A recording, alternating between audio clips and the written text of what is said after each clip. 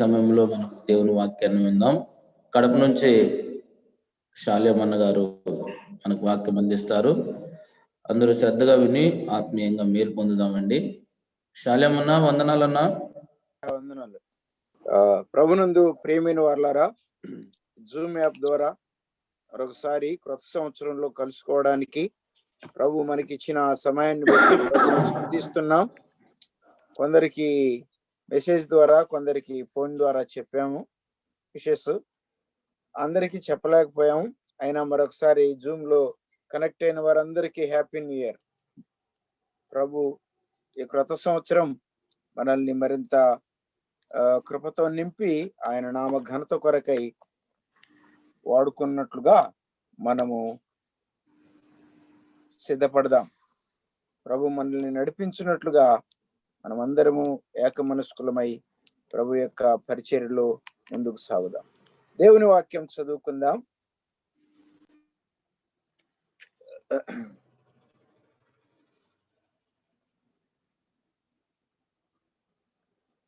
హబక్కూకు గ్రంథం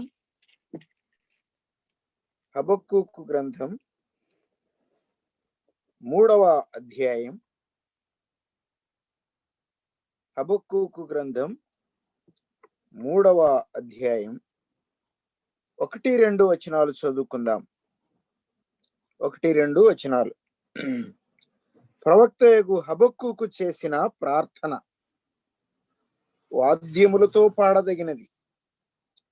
యెహోవా, నిన్ను గూర్చిన వార్త విని నేను భయపడుచున్నాను. యెహోవా, సంవత్సరములు జరుగుచుండగా నీ కార్యము నూతన పరచుము. సంవత్సరములు జరుగుచుండగా దానిని తెలియచేయుము. కోపించుచునే వాత్సల్యమును జ్ఞాపకమునకు తెచ్చుకొనుము. ప్రార్థన చేద్దాం. దయాదాక్షిణ్య పూర్ణుడా, పరిశుద్ధుడా, ఘనమైన దేవా, స్తోత్రం నాయన. 2020 దాటించి 2021లో ప్రవేశం ఇచ్చి మీ సార్వభౌమత్వాన్ని, మీ యొక్క కృపను అల్పులమైన మా ఎడల చూపినందుకు స్తోత్రం. ప్రపంచమంతా కరోనాతో కలవరపడ్డారు. నిజమే, కొందరు ప్రాణాలు కోల్పోయారు, కొందరు చాలా ఇబ్బంది పడి కోలుకున్నారు. మీ ప్రభావమును బట్టి స్తోత్రం. ఏ నరుడు మీ ఎదుట నిలువజాలడు. నిజమేనాయన, మేము అల్పులమని ఒప్పుకొంచున్నాం. దైవత్వం యొక్క శక్తి, మహాత్మ్యం, వీటిని మేము గమనించినప్పుడు మిమ్మల్ని ఘనపరుస్తున్నాం. మా ప్రభువా దేవా, ఈ ఉదయకాలం ఈ సన్నిధిలో మేము చేరి వచ్చిండగా జూమ్లో కనెక్ట్ అయిన ప్రియులందరిని బట్టి స్తోత్రం. సహోదరులు ఉంటే వారిని కూడా, ఉన్న సేవకులను, ఆ ప్రాంతంలో ఉన్న మీ పిల్లలందరినీ, రాష్ట్రంలో ఇతర రాష్ట్రాల నుంచి కనెక్ట్ అయిన వారిని మీరు కనికరముతో నింపండి. వాక్యాసక్తి, సత్యాసక్తి, ప్రార్థనాసక్తి, సత్క్రియలేంద ఆసక్తి మాలో పెంపారు చేయమని ప్రార్థిస్తున్నాం. మీ వాక్యం చదువుకున్నాం. అనేక మంది భక్తులు వివరించిన వాక్యం ఇది. మరొకసారి మేము జ్ఞాపకం చేసుకుంటుండగా ఈ క్రొత్త సంవత్సరంలో మా ముందున్న 12 మాసాలు సరిగ్గా సాగుటకు కావలసిన కృప, ఆత్మ జ్ఞానం, బలం మీరు అందించండి. మీ దాసుని మరుగుపరిచి సంగతులు వివరించమని, క్షేమము కలుగు చేయమని మా ప్రభువైన యేసుక్రీస్తు నామమున స్తోత్రం చెల్లించి వేడుకుంటున్నాము తండ్రి. ఆమేన్. ప్రియమైన వారలారా, క్రొత్త సంవత్సరంలోకి వచ్చాం. మనకు తెలిసింది ఇంగ్లీష్ మాసాలే. తెలుగు నెలలు ఎవరికి తెలియవు. ఎవరో ఒకళ్ళిద్దరికి తెలిసి ఉండొచ్చు. చైత్రం, వైశాఖం, జ్యేష్టం, ఆషాఢం, శ్రావణం, భాద్రపదం, ఆశ్వీజం, కార్తీకం, మార్గశిరం, పుష్యం, మాఘం, పాల్గొనం, అట్లా ఈ 12 మాసాలు ఉన్నాయి. కానీ ఇప్పుడు క్యాలెండర్ ప్రపంచానికి ఒకే క్యాలెండర్. అది యేసుక్రీస్తు ప్రభు వారిని బట్టి కలిగిన క్యాలెండర్. ఆయన జన్మ నుండి ఆయన యెరూషలేం ప్రవేశం అంటే 8వ వచ్చినప్పటికీ ఆ డేట్ ప్రకారం చూసినప్పుడు ప్రపంచంలో కాలం 2గా ఉండటానికి అది కొలతకు సరిపోయిన విధం. అంటే క్యాలెండర్ యొక్క స్టాండర్డ్ అట్లుందనమాట. పూర్వకాలం యూదుల క్యాలెండర్ వేరు, ఇతరుల క్యాలెండర్ వేరు. వారి పండుగలను బట్టి వారు క్యాలెండర్లు పెట్టుకున్నారు. కానీ ప్రపంచమంతా ఒకే క్యాలెండర్ ఉండాలని మరి పెద్దలు నిర్ణయించారు. అది దేవుని చిత్తం. ఇప్పుడు మనం జనవరి, ఫిబ్రవరి, డిసెంబర్ వరకు ఉన్నాం. ఈ 12 మాసాలు ప్రభు తన కృపతో నింపి కాపాడి నడిపించినట్లుగా మనం ఎక్కువగా సిద్ధపడదాం. సెకండ్ మొదలుకొని సెంచరీస్ వరకు కాలం. మనకు తెలుసు, యుగం అంటే ఒక సంవత్సరం అని అర్థం. కొన్ని సంవత్సరాలు కూడా కలిపి ఒక యుగం అన్నారు. కొన్ని సంవత్సరాలు కలిపి ఒక యుగం అన్నారు. ఎరా అని అర్థం, నాట్ ఇయర్. ఇయర్ వేరు, ఎరా వేరు. ఎరా అంటే ఒక కాలం అంతటిని. మొగలాయి ఎరా అంటారు. అట్లా ప్రియులరా, అసలు యుగం అంటే సంవత్సరం అని అర్థం. తెలిసిన వాళ్ళు తెలిసింది, తెలియకపోతే ఇంకా తెలుసుకున్నాం అనుకోండి. ఈ ఉదయకాలం మన ప్రియులు బర్నబా, కొంతమంది సహోదరులు పూనుకొని కొన్ని సంవత్సరాలుగా 10 years అయిపోయిందా దాదాపు? 9 ఉన్నాం, ఎంటర్ అయ్యాం. 9వ సంవత్సరం. Very good. ప్రభు ఇంతకాలం 9 ఏళ్ళు ప్రతిరోజు మేల్కొని చేయటం అనేది నిజంగా మంచి పరిచర్య, మెచ్చదగింది. కనెక్ట్ అయినా కాకున్నా ఇదివరకు సెల్ కాన్ఫరెన్స్ లో చాలా మంది కూడా వచ్చేవారు. కొందరు ఎక్కువసేపు ఉండలేకపోయినా రికార్డ్ చేసుకొని మరలా వాక్యం విన్నారు. ఇప్పుడు జూమ్ యాప్ చేయటం వల్ల ఇంకా కొంత టెక్నాలజికల్ గా, సాంకేతిక పరంగా కొంచెం ముందుకు వచ్చినట్టే. ముఖ్యంగా కనెక్ట్ అయి దేవుని వాక్యాన్ని జ్ఞాపకం చేసుకోవటం మనందరికి కూడా అవసరమైన సంగతి. ఇదివరకు ప్రసంగికుని స్వరం విన్నాం కానీ మొహం చూడలేదు. ఇప్పుడు మొహం చూడొచ్చు, స్వరము వినవచ్చు. ఏమైనా కానీ ఈ ఉదయకాలం దేవుని వాక్యంలో నుండి మనం జ్ఞాపకం చేసుకుంటున్నాం. హబక్కూకు గ్రంథం నుండి మనము పూర్తి చేసుకుందాం. ప్రియమైన వారలారా, హబక్కూకు అంటే మనలో చాలా మందికి అర్థం తెలుసు. ఏమని? హత్తుకొనుట అనే అర్థం. హత్తుకొనుట. ప్రభువును హత్తుకున్న ఆ ప్రవక్త ఎవరో అన్ని వివరాలు అక్కడ లేవు. కొందరు చాలా చోట్ల అమిత్తయి కుమారుడు, ఆమోజు కుమారుడు, ఫలాని వారి కుమారుడు అని ప్రవక్తల పేర్లకు వారి తండ్రుల పేర్లు చేర్చారు. అంటే వారి ఫాదర్ రికగ్నిషన్ ఉన్నది. అని ఇక్కడ అదేమీ లేదు. ప్రవక్త యేగు హబక్కూకు అని అన్నాడు. హబక్కూకు అనే ప్రవక్త ఆయనకు వచ్చిన దర్శన వివరం అని అక్కడ మనం చూస్తూ ఉన్నాం. ఉదయకాలం హబక్కూకు అనే మాటకు అర్థం మీలో సేవకులు గనక చాలా మందికి తెలుసు. ఊరకట్ట చెప్పుకుంటూ వెళ్దాం. తర్వాత అసలు మనం చదువుకున్న వాక్యాన్ని ధ్యానం చేసుకుందాం. హబక్కూకు వివరాలన్నీ తెలియబడలేదు. ప్రవక్త ముఖ్యం కాదు, ప్రవచనం ముఖ్యం. ప్రవక్త ముఖ్యం కాదు, ప్రభు మాట ముఖ్యం. ఆ స్పీకర్ ఈ స్పీకర్ కావచ్చు, కాకపోవచ్చు, కానీ దేవుని గురించిన స్పీకర్ కావాలి. ప్రభుని గురించి చెప్పే సత్యాలు చెప్పేవాళ్ళు కావాలి. దేవుని వాక్యమును మనం వివరించి, ధ్యానించి, వివరించి అందించేవారిగా ఉండాలి. ప్రాఫెట్. చాలా మంది పేరు లేని ప్రవక్తలు మంచి సేవ చేసి వెళ్ళిపోయారు. చాలా ధైర్యంగా వర్తమానం ఇచ్చి వెళ్ళిపోయారు. అవసరాన్ని బట్టి ప్రజలను హెచ్చరించి వెళ్ళిపోయారు. వారి పేర్లు లేవు.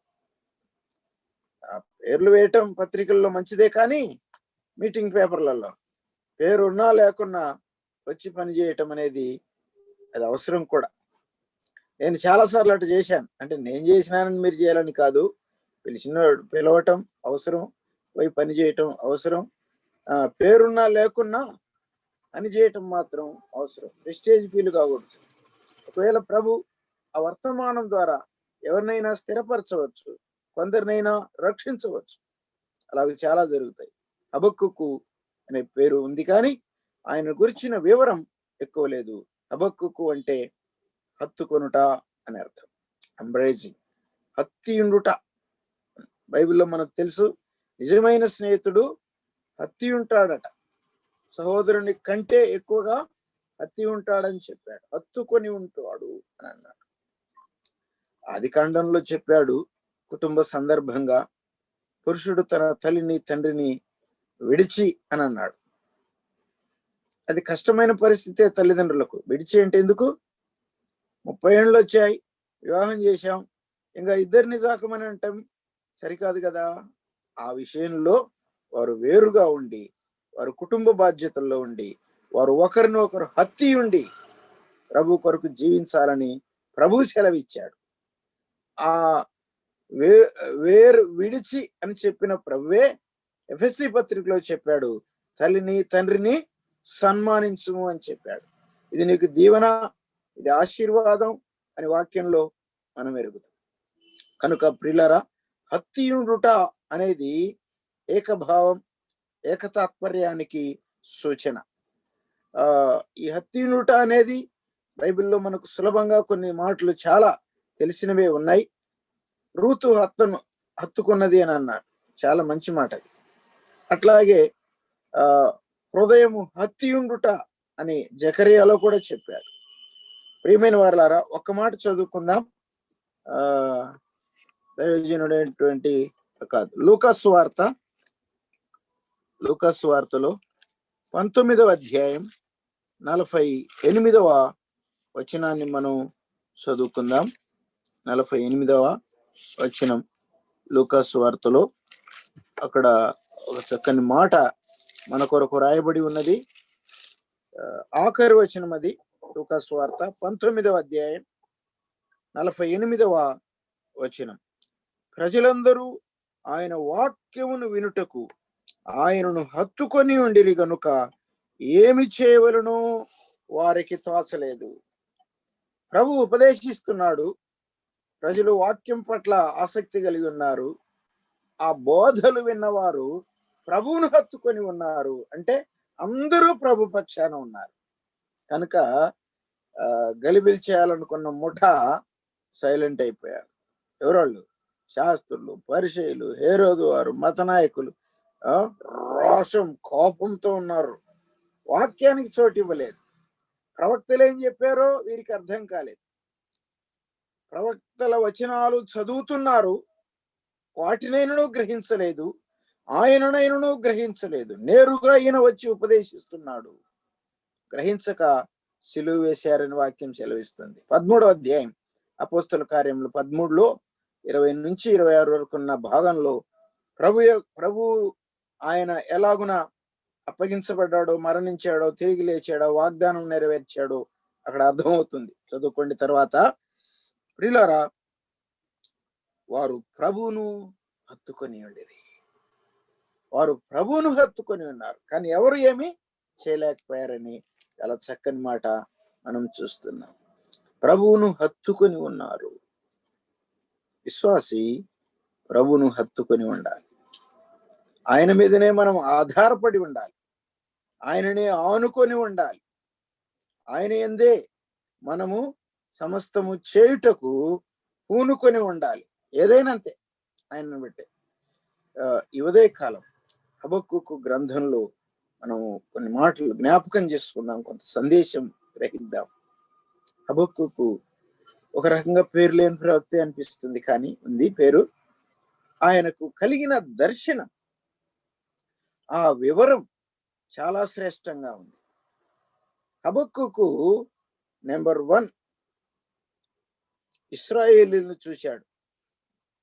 వాళ్ళు అన్యాయస్తులుగా ఉన్నారు, ఘోరంగా ఉన్నారు, తప్పిదస్తులుగా ఉన్నారు. ఇదేంటయ్యా అని ప్రభు అన్నాడు.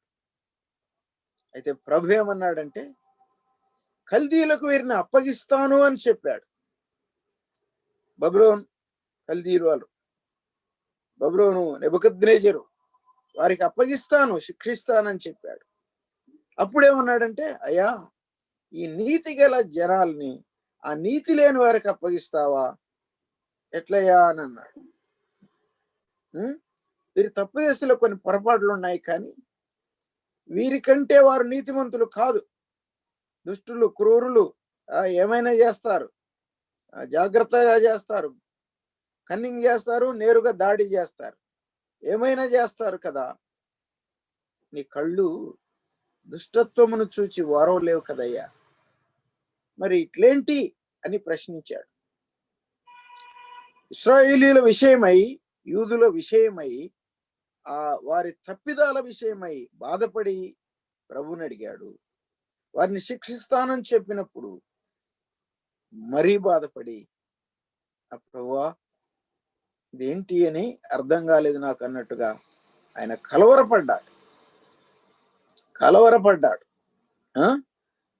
కలవరపడ్డాడు అని వాక్యంలో మనం చూస్తూ ఉన్నాం ప్రియులారా. తర్వాత ఇక 2వ అధ్యాయంలో కొన్ని మాటలు, ఒక మాట చదువుకుందాం. ఈ ప్రవక్త దర్శనం, ఈ ప్రవక్త ప్రశ్న మొదటి అధ్యాయంలో మనకు కనబడుతుంది, ప్రశ్నలు. ఇక 2వ అధ్యాయంలో ప్రభు ఇచ్చినటువంటి జవాబు కనబడుతుంది, ఆన్సర్.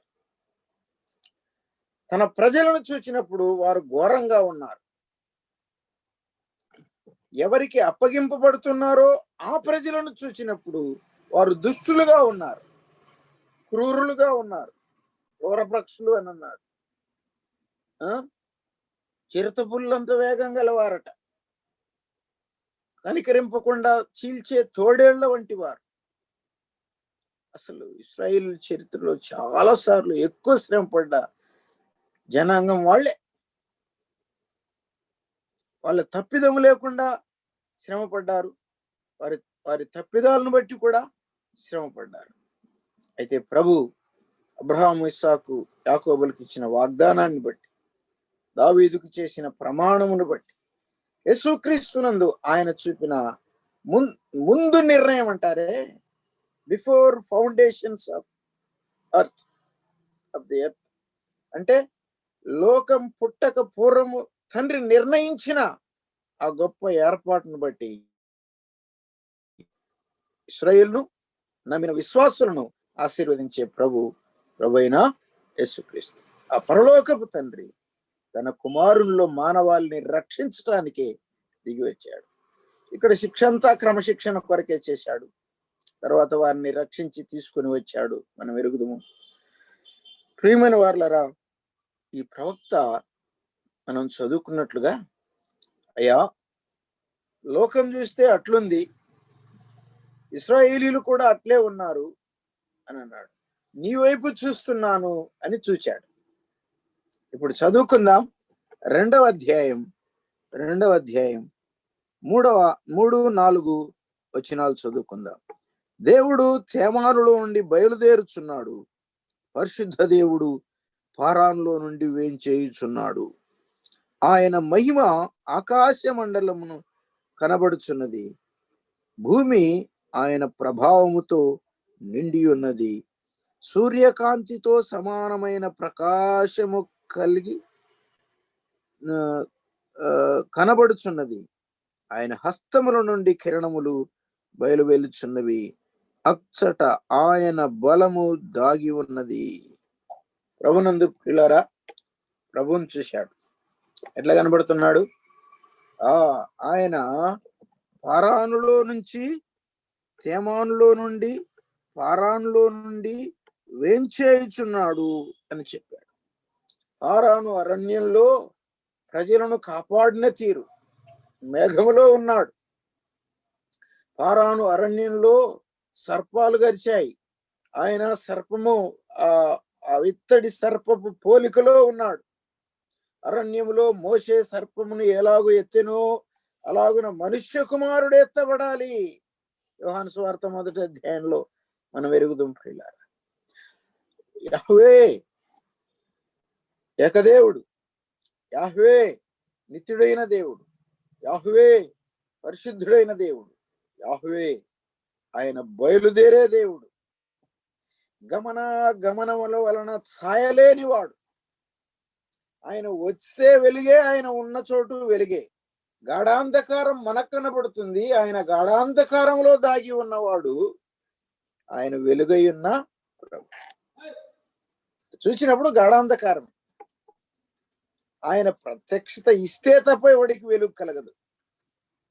ఆయన చీకటి కాదు. And in him is no darkness at all అన్నాడు యోహాను పత్రికలో. దేవుడు వెలుగై ఉన్నాడు ఆయన యందు. కాబట్టి ఆ ప్రభు ఆయన పారాను అరణ్యంలో అన్వయించేశాడు. ఆయన తేమానులో నుండి బయలుదేరాడు అని చెప్పాడు. తేమాను, పారాను వారి యాత్రలో కొన్ని ప్రధానమైన స్థలాలు, అది కొన్ని సంభవాలు కూడా అక్కడ జరిగాయి. తేమానీయులు, ఇస్మాయిలు సంబంధులు, వారు ప్రభు పిల్లలను చేర్చుకోలేదు, పక్క నుంచి వెళ్ళిపోమన్నారు. వీళ్ళు కూడా పక్క నుండి వెళ్ళిపోయారు. తద్వారా వీరి పొరపాట్లను బట్టి పాములు గరిచాయి, శనిగినందుకెళ్ళాయి. అంటే రకంగా చూస్తే వీరు బాధపడటానికి వాళ్ళు కారణమయ్యారు. ప్రేమ చూపాల్సినప్పుడు చూపకుండా ఒట్టి మాటలు మాట్లాడటం తప్పండి. ఎవరైనా సరే, సేవకులైన, పెద్దలైన, విశ్వాసులైన, ఏ ప్రాక్టికల్ క్రిస్టియన్ లైఫ్ ప్రభు కోరుతున్నాడు. గొడవ చేశారు. సంఖ్యాకాండం 20-21 అధ్యాయాల్లో మనకు అవి కనపడతాయి. 25 వరకు కూడా ఉన్నది, తర్వాత జ్ఞాపకం చేసుకోండి.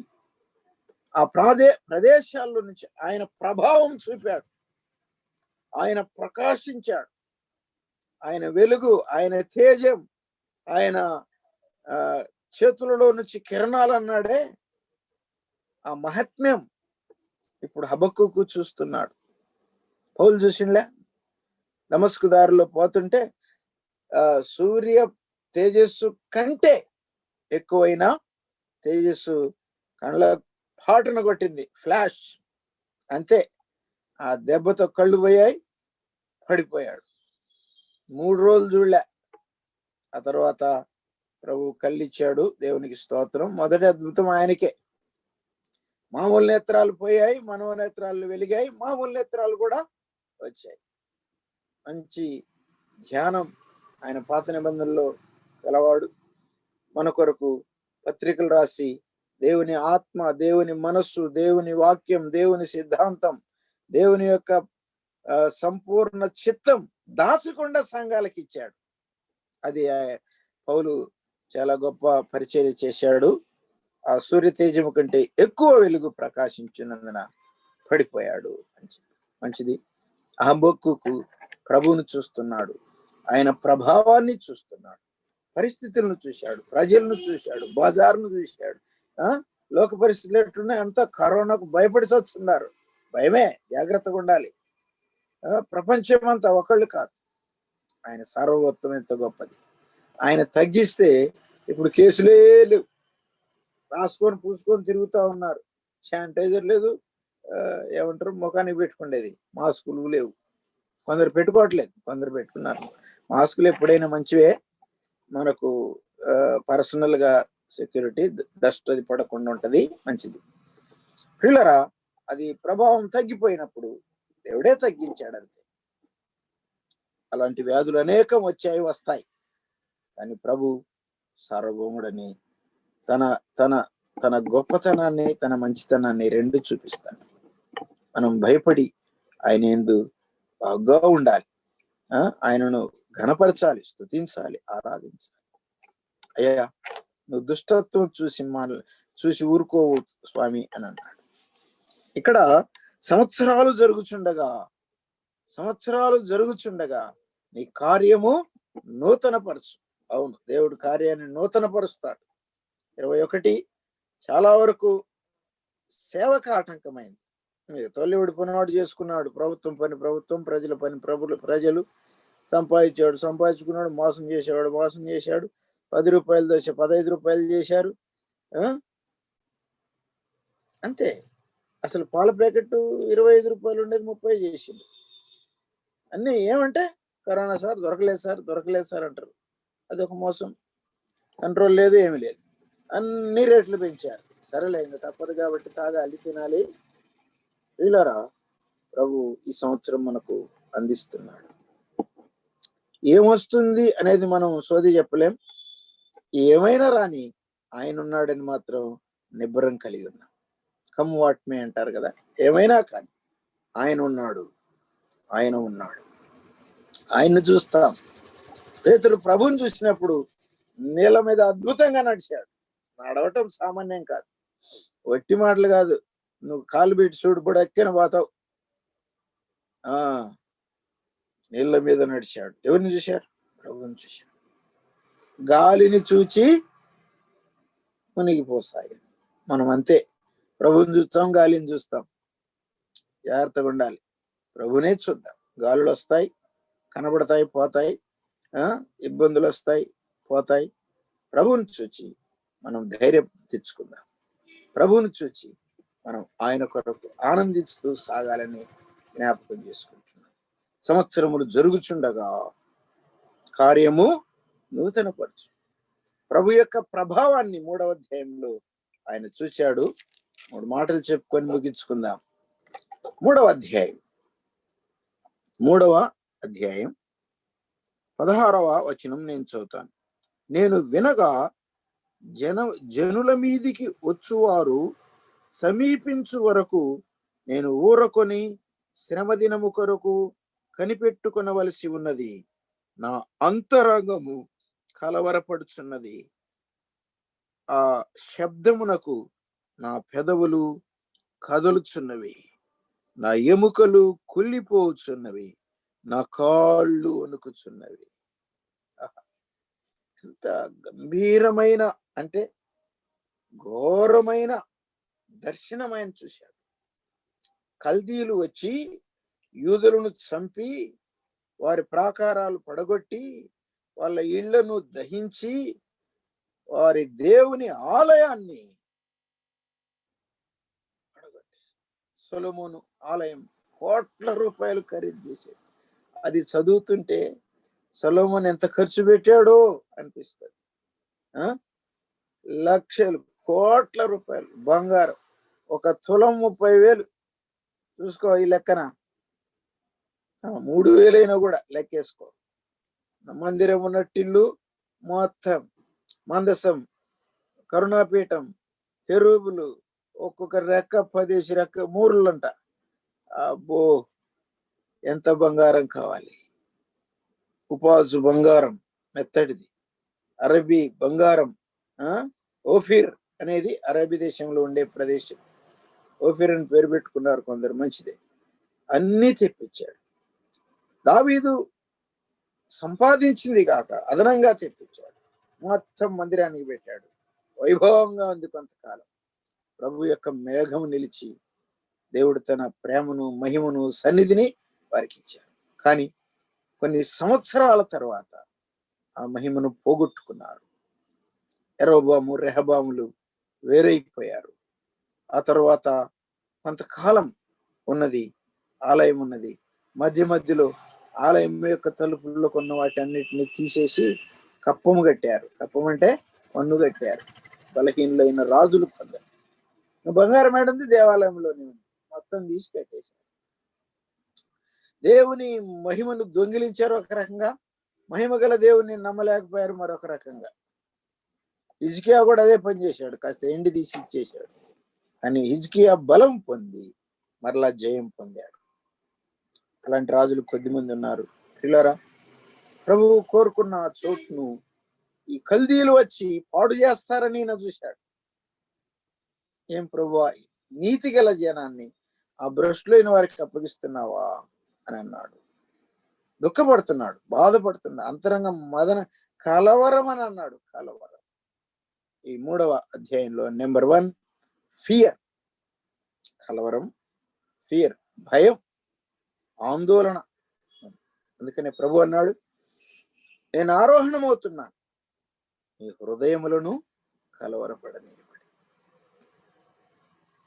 గలతీ పత్రికలో మరొక మాట పౌలు చెప్పాడు, మిమ్మల్ని కలవరపరచువాడు ఎవడైనా ఉన్నాడా? దానికి శిక్ష. ఎందుకు? భిన్నమైన బోధ చేసి ప్రజలను కలవరపరుస్తున్నారు. కొందరేమో ప్రాస్పరస్ గాస్పెల్ చెప్తున్నారు, కొందరేమో భయపెట్టేది చెప్తున్నారు. రెండు తప్పే. దేవుని ప్రేమను గురించి చెప్పినప్పుడు దేవుని భయం వారిలోకి వస్తుంది. అసలు ఒకసారి ఏమి చెప్పకపోయినా ప్రభుని గురించి ఆలోచించి నమ్మిన వాళ్ళు చాలా మంది ఉన్నారు. It is true. అన్నీ అవసరమే. అయితే కలవరపరిచేవారు ఉంటారు అన్నారు. మిమ్మల్ని కలవరపరచువాడు ఎవడైనా సరే శిక్ష పొందుతాడు, జాగ్రత్త అని గలతీ పత్రికలో చెప్పాడు.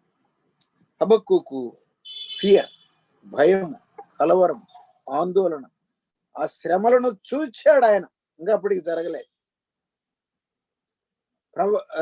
ఈయన ప్రవచించిన కాలానికి బబులోను వారు రాలేదు. వస్తాడు వస్తాడు చేస్తాడు, దగ్గరుంది, సమీపంగా ఉంది, టైం అయిపోయింది, సమాప్తం అవుతుంది అని చెప్పాడు. రెండు భావాలు చెప్పాడు. ఒకటి, ఈ ఇశ్రాయేలీయులు చెరలోకి పోయే కాలం దగ్గర పడింది అని ఒక అర్థం. ప్రభువైన యేసుక్రీస్తు ధర్మశాస్త్రానికి సమాప్తి అయి ఉన్నాడు అని రోమపత్రికలో మనం చదువుతుంలే 10లో 8లో 8, 9, 10 అధ్యాయాల్లో అదే సంగతులు చెప్పాడు. ఆయన ధర్మశాస్త్రమునకు సమాప్తి అయి ఉన్నాడు కాబట్టి మనం భయపడనక్కర్లేదు. ఆయన సమాప్తి అయి ఉన్నాడని, సమాప్తం ఒకటకు ఆతురపడుచున్నది, ఆ టైం వస్తుంది, జాగ్రత్త, పట్టకపోతారు, దిద్దుకోండి, దీవించబడినని ఆలకించుడు అని హెచ్చరించాడు. కానీ ఆ రాజులు ఆలకించలేదు. ప్రజల్లో భక్తి గలవారు ఉన్నారు, కాదనం. ఆ రాజులు దేవుని మాటను ధిక్కరించారు కనుక కొట్టివేయబడ్డారు. ఆయన కళ్ళు ఎదుట పిల్లలను చంపేశారు. ఘోరం. ఈయనను కట్టేశారు సంఖ్యలతో, కళ్ళు ఊడబీకి తీసుకొని పోయారు. మనస్సు తిరిగింది, చెరలో బాగున్నాడు, అయినా కళ్ళు లేవు. ప్రభుని చూశాడులే, దేవునికి స్తోత్రం, దిద్దుకోవాలి. మనకు అన్ని బాగున్నాయి, ప్రభుని చూద్దాం, ఆయన దర్శిద్దాం, ఆయన ఆరాధిద్దాం, ఆయన హెచ్చిద్దాం, ఆయన ప్రకటిద్దాం, ఆయనను ప్రేమిద్దాం, ఆయన అడుగు జోడల్లో నడుద్దాం. ఇక్కడ హబక్కూకు కలవరం. 2వ అధ్యాయంలో మనకు తెలిసిన వచనమే, ఫేమస్ వర్డ్ అంటారు లేదా వర్స్ అంటారు. ఇది చదువుకుందాం. అధ్యాయం 2 వచనం 4. అయితే నీతిమంతుడు విశ్వాస మూలముగా జీవించు. నీతిమంతుడు విశ్వాస మూలముగా జీవించును అని అన్నాడు. ఈ మాట క్రొత్త నిబంధనలో కనీసం 4 సార్లు ఈ కొటేషన్ వాడి పౌలు వాక్యం అందించి, విశ్వాస సంబంధులే అబ్రహాము సంబంధులు. విశ్వాసమును బట్టే మనం ఆయనకి ఇష్టలంగా ఉంటాం. విశ్వాసమును బట్టి నీతిమంతుడు విశ్వాస మూలముగా జీవించును. మార్టిన్ లూథర్ గారి స్లోగన్ అంటారే, అది మార్టిన్ లూథర్ చెప్పింది కాదు, దేవుని వాక్యంలో ఉన్నది. నీతిమంతుడు ఎలా జీవిస్తాడు? బై ఫెయిత్, దినదినం ప్రభు మీద ఆధారపడి, దినదినము ఆయన వైపు చూచి, ఎవరో ఇస్తారని కదా, ఎవరని కాదు, ఆయనను చూచి, ఆయన ప్రభావమును చూచి, ఆయన వైపు చూచి, సర్వజీవుల కనులు ఆయన వైపు చూస్తున్నాయి. సేవకుడు చూడాలి, విశ్వాసులు చూడాలి, ఆయన వైపు చూచి పోషించబడాలి. నీతిమంతుడు విశ్వాస మూలముగా జీవిస్తాడు. మన జీవానికి మూలం విశ్వాసం, మన రక్షణకు మూలం విశ్వాసం, మన జీవానికి మూలం విశ్వాసం. విశ్వాసము ద్వారా కృపచేత రక్షణ. విశ్వాసం అంతకంతకు అధికమవుతుందంటే అక్కడ విశ్వాసంలో పెంపారుచున్నాము అని అర్థం. ప్రతిదానికి విశ్వాసి ప్రభు మీద ఆధారపడి నడిపించబడుతున్నాడు. మన కష్టార్జితం దీవించబడాలంటే ప్రభు మీద ఆధారపడాలి. మన కష్టార్జితానికి సరైన ఫలం రావాలంటే ప్రభు మీద ఆధారపడాలి. మనకు ఒక ఉద్యోగం, మనకు ఒక అవకాశం, మనకు ఒక ఆశీర్వాదం, పంట, పొలం, ఫ్లాట్, ఏదైనా కానీ కావాలంటే విశ్వాసముతో ఆయన సన్నిధిలో మనం పెట్టిన మొర అది విశ్వాస సహితమైన ప్రార్థన అయి ఉండాలి. హబక్కూకు ప్రార్థన కూడా అలాగే ఉంది. 3వ అధ్యాయంలో ఆయన చేశాడు కదా. ఫియర్. రెండవది ఏమిటంటే ఫెయిత్. అది ప్రభు చెప్పాడు, అయ్యా నువ్వు కలవరపడుతున్నావు నాకు తెలుసు, నీతిమంతుడు విశ్వాస మూలముగా జీవిస్తాడు. నన్ను నమ్మండి, మిమ్మల్ని విడిపిస్తాడు. నా యందలి విశ్వాసం, అసలు క్రీస్తు యేసునందు విశ్వాసం నిత్య జీవం. పరలోకపు తండ్రి ఆ ప్రజలతో మాట్లాడుతున్నాడు, హబక్కూకు నీవు కలవరపడవద్దు, నా మాట విను అని అన్నాడు. నీతిమంతుడు అంటే ఆయన ఎన్నుకున్న ప్రజలు, ఆయన నీతిమంతులుగా ఎవరిని చేశాడో వారు. నీతిమంతుడు ఏం చేస్తాడు? కలవరపడడు, విశ్వాస మూలముగా జీవించును అని అన్నాడు. విశ్వాస మూలముగా జీవిస్తాడు అని వాక్యంలో సెలవిస్తుంది. అందుకనే పౌలు అన్నాడు, నా బ్రతుకు మూలమునైనా సరే, నా చావు మూలముగానైనా సరే క్రీస్తు మహిమపరచబడాలి. అంటే డెసిజన్. 2021లో మనం కూడా ప్రభు కొరకు మన విశ్వాసం అంతకంతకు అధికం కావాలి. తగ్గిపోయేది కాదు, సన్నగిల్లేది కాదు. మీ విశ్వాసము అంతకంతకు సన్నగిల్లేది కాదు. సౌలు సన్నగిల్లాడు, దావీదు అంతకంతకు వృద్ధికి వచ్చాడు. బైబిల్లో చాలా ఉన్నాయి అట్లా. మన విశ్వాసం ఇంకా అధికమగునట్లుగా ఒంటరిగా ఉండకుండా క్రియలతో కూడిందైనట్టుగా, ఏదో నమ్ముకున్నాం అన్నట్టు కాకుండా దృఢమైన విశ్వాసం అన్నాడు. దృఢమైన విశ్వాసం. విశ్వాస విషయంలో దృఢంగా ఉండాలి అని వాక్యం సెలవిస్తుంది. హెబ్రీ 3:5 ఆ వాక్యాలు ఉన్నాయి. దృఢము. Number 1 fear, number 2 faith. Faith విశ్వాసం. మీరు విశ్వాసము కలవారై ఉన్నారో లేదో మిమ్మల్ని మీరే టెస్ట్ చేసుకోండి. కరోనా టెస్ట్ కాదు, విశ్వాసంలో టెస్ట్ చేసుకోవాలి. నేను విశ్వాసికి తగినట్టుగా ప్రవర్తిస్తున్నానా? విశ్వాసికి తగినట్టుగా జీవిస్తున్నానా? నా విశ్వాసం యొక్క పరిమాణం ఎంతుంది? దృఢత ఎంతుంది? విశ్వాస విషయంలో నేను ఏం పొరపాటు కలిగి ఉన్నాను? నా విశ్వాసం అంతకంతకు అధికమవుతుందా? నా నిరీక్షణ అధికమవుతుందా? విశ్వాసంతో కూడిన పని, ప్రేమతో కూడిన ప్రయాస, నిరీక్షణతో కూడిన ఓర్పు తెసలోనికలో ఉంది. మనలో కూడా ఉందా? బలహీనమవుతున్నామా? విశ్వాసుల పిశాసులు అంటున్నా కొన్నిసార్లు. కట్నం ఎక్కువ తీసుకుంటే అడుగుతారు అన్నమాట. లేదా ఇంకొక రకంగా ప్రవర్తన సరిలేకపోతే అంటారు, మాటకు గొడవలు చేసేవారిని అంటారు. మనల్ని అలా అనకుండా చూసుకుందాం. ఆ ప్రియులరా, తోడి సేవకులు, పెద్దలు, విశ్వాసులు ఎవరు కనెక్ట్ అయ్యారో వారందరికీ ప్రభు వాక్యం మనందరికీ జ్ఞాపకం చేసేది ఏమిటంటే, there is fear in the world but faith in the lord. ప్రభువునందు విశ్వాసం. మనం ఆయన్ను చూస్తున్నాం. బాహ్యమైన వాటిని మేము చూడక అదృశ్యమైన వాటిని నిదానించి చూస్తున్నామని పౌలు అన్నాడు. అంత గొప్ప అభ్యాసం లేదు మనలో. ఎవరికైనా లేదని ఒప్పుకోవాల్సిందే. అయితే అభ్యాసం చేసుకున్నాం. పరలోకం నుంచి రాబోతున్న ప్రభు, ఆయన తేమానులో పారానులో ఆయన లేచినప్పుడు ఆయన ప్రభావం చూశారు. ఆయన వెంట ఉన్నాడు, ఆయన తృప్తిపరిచాడు. సంవత్సరాలు జరుగుచుండగా అని చెప్పాడు, కోపించుచునే వాత్సల్యమును వాత్సల్యం. ఎంత ప్రేమ! వాత్సల్యం అనేది, వత్స అంటే కుమారుడు, వాత్సల్యం అంటే పుత్రవాత్సల్యం అంటారు. చక్కని మాటలవి. ఎంతో ప్రగాఢమైన ప్రేమ. ఆ పిల్లల విషయమే మనం చూసుకున్నట్లుగా పరలోకపు తండ్రి ఆ కరుణా వాత్సల్యత గలవాడని ఆయన గురించి రాయబడి, దయా దాక్షిణ్యపూర్ణుడని రాయబడి. నిజంగా మన ప్రభు మనకు అట్లున్నాడు. ఆయన కనికరము చేత, ఆయన రక్త బలము చేత మన దోషములు కడిగాడు. జీవితకాలం అంతా మరణ భయం చేత వణుకుతూ ఉన్నాం, కలవరపడుతున్నాం, కాళ్ళు చేతులు నిబ్బరం లేనట్టుగా. ప్రభు రక్షించాడు, విమోచించాడు. ఆయన యందలి విశ్వాసం, ఆత్మరక్షణ, ఆ విశ్వాసములో ఎదుగుట. అల్ప విశ్వాసి ఎందుకు సందేహపడుతుంది? నన్నే అన్నట్టుంటదా ఇప్పుడు చదివిన మాట. అల్ప విశ్వాసి కనుక విశ్వాస విషయంలో అంతకంతకు మనము బలపడదాం.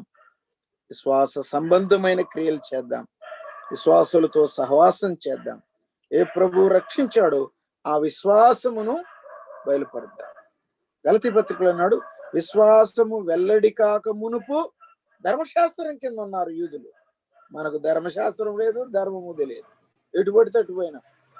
పెట్టిందల్లా తిన్నాం, చెప్పిందల్లా నమ్మాం. ఇటు స్వామిరా అంటే స్వామి అన్నాం, ఈ చెట్టురా అంటే చెట్టును కూడా స్వామి అన్నాం. చుట్టుకొని వచ్చాం, అన్ని భ్రష్టులమయ్యాం. ఇప్పుడు ఆత్మ వెలిగించాడు.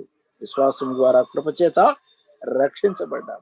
విశ్వాసము వెల్లడి కాకపోవడం చక్కని అభ్యాసం. ఇప్పుడు విశ్వాసం వెల్లడైంది. యేసు క్రీస్తునందలి విశ్వాసం. శాస్త్రముగా నమ్మిక విశ్వాసం ఉంది, కానీ అత్సంగా ఫెయిత్, బై ఫెయిత్ మానవుడు రక్షించబడతాడని లేఖనం సెలవిస్తుంది. ఆఖరి మాట చెప్పి ముగిస్తాను. స్ట్రెంగ్త్, ఫియర్, ఫెయిత్, స్ట్రెంగ్త్, 3 విషయాలు ఇందులో ఉన్నాయి. దానికి అనుబంధంగా దేవుని వాక్యం, ప్రార్థన, విచారణ, సంభాషణ, ప్రభుతో ఆయన గడిపిన ఆ సమయం. వాచ్ టవర్ అక్కడే కనబడుతుంది. నేను కనిపెట్టుకున్నాను గోపురంలో అన్నాడు. మన గోపురాలు కట్టుకొని పైన ఎక్కి ప్రార్థన చేయమని కాదు. ఇంట్లో మనం కట్టేదే గోపురం. పరలోకానికి మన ప్రార్థన వెళ్ళుద్ది. ఎత్తులో ఉండి చేస్తే, తగ్గులో ఉండి చేసిన కాదు. యెహోషువ లోయలో నుండి ప్రార్థన చేశాడు. ప్రవక్త అయిన ఇర్మియా బొండలో ఉండి, ఊబిలో ఉండి ప్రార్థన చేశాడు.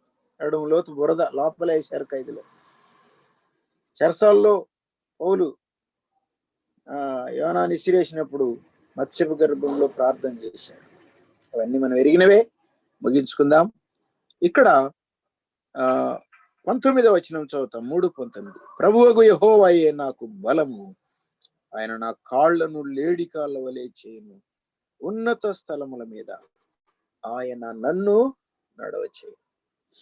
ఎంత బలము, స్ట్రెంగ్త్, ఆత్మలో బలం కలిగి ఉన్నాడు. ఆయన ఎన్ని చెప్తే చాలా టైం అయింది.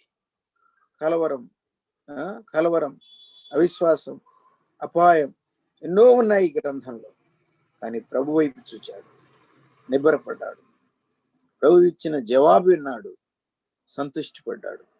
దేవుని ఎదుట ప్రార్థన చేశాడు. అయ్యా, నీ కోపం ఉంది, వాత్సల్యంతో జ్ఞాపకం చేసుకో అన్నాడు. ప్రభు ప్రేమాస్వరుడు. ఆయన పాపం విషయమై ఖచ్చితంగా ఉంటాడు, నీతి విషయమై కూడా ఖచ్చితంగా ఉంటాడు. తన పిల్లలను దాది వలె కాస్తాడన్నాడు. కరోనా వచ్చినా, కొత్త రోగాలు వచ్చినా ప్రభు కాపాడుతాడు. ఆయన పిలిస్తే అందరం పోవటానికి సిద్ధంగా ఉండాలి. బ్రతికున్నప్పుడు హబక్కూకు వలె విశ్వాస మూలముగా జీవించుట, నూతన కార్యము జరిగిస్తాడని నమ్మి ప్రార్థించుట, ఆయన ఇచ్చిన వాక్యమును బట్టి బలపరచబడి లేడి కాళ్ళ వలె చేయను. దావీదు దగ్గర ఉన్నవారు, ఆ యోధులు, ఆ పొరపు లేని వారు, ఆ బలాఢ్యులు, ఆ అసమర్థులు కాదు, సమర్థులు, కుడి ఎడమల ఆయుధాలు ప్రయోగించగలవారు, వారిని గురించి ఒకటి చెప్పబడింది. అడవిలో జింకలు, లేడి పాదములో ఎంత వేగము, సత్తువ గలవారు, అంతగా పరుగెత్తగలవారు, యుద్ధంలో నైపుణ్యం గలవారు. ప్రభు కోసం మనం ఏం చేస్తాం? మన అంతరంగం కుంటుతుందా? మన అభ్యాసం సరిగా లేకుండా ఉందా? మనం ఇంకా కలవరంతోనే ఉన్నామా? పరిస్థితులు వస్తే ఎవరికైనా కలవరమే. మనమేమి ఎక్కువ కాదు. జ్వరం వచ్చినా, ఏది వచ్చినా ఆందోళన పడతాం, అందరికి మెసేజ్లు పెడతాం, ప్రార్థన చేయాలి, పెట్టాలి. కానీ అచ్చంగా ప్రభువుని చూచిన అనుభవం, ఆయన ప్రభావం, ఆయన తేజం, ఆయన కరికరం, ఆయన సాన్నిధ్యం మనం చూచినప్పుడు ఏమున్నా లేకున్నా అవన్నీ మనకు కంటతవచ్చు. అంజూరాలు, పశువులు, ద్రాక్షలు, ఆస్తులు. ఈయన ఆస్తి గలవాడే, బేదోడు కాదు. అవన్నీ నాకున్నాయ్యా, అవి ఏమీ లేకున్నా నీవున్నావు నాకు చాలు. There is strength in the lord. నా పాదములకు రాయి తగలకుండా కాపాడుతాడన్నాడుగా ఇశ్రాయేలును. అది ప్రవచనంలే. మన పాదములు, మన కాళ్ళు లేడికాళ్ళ వలె చేస్తాడు. వడి, వేగం, స్థిరం. కనుక ప్రభు ఇచ్చిన ఆయుష్, ఆరోగ్యం, ఆనందం. ఆయన కొరకు పరుగెద్దాం, పని చేద్దాం. కాళ్ళు ముడుచుకొని కూర్చోవద్దంటారు చాలాసార్లు. అంటే కాళ్ళకు పని పెట్టాలి. ఆ ప్రభు కాళ్ళలో, చేతుల్లో మేకులు మన కొరకు అనుభవించాడు. ప్రార్థన చేద్దాం. కలవరం, విశ్వాసం, బలం. ప్రార్థన చేసుకుంటాం. అయ్యా, ఎవరైనా ప్రార్థన చేయండి సహోదరులు. కొత్త సంవత్సరంలో పరిగెత్తడానికి దేవుడు బలమిస్తాడు. ప్రభువైన యేసుక్రీస్తు నామములో వాక్యం అందించిన శాలేమన్న గారికి ప్రత్యేకమైన మనందరి తరపున వందనాలు.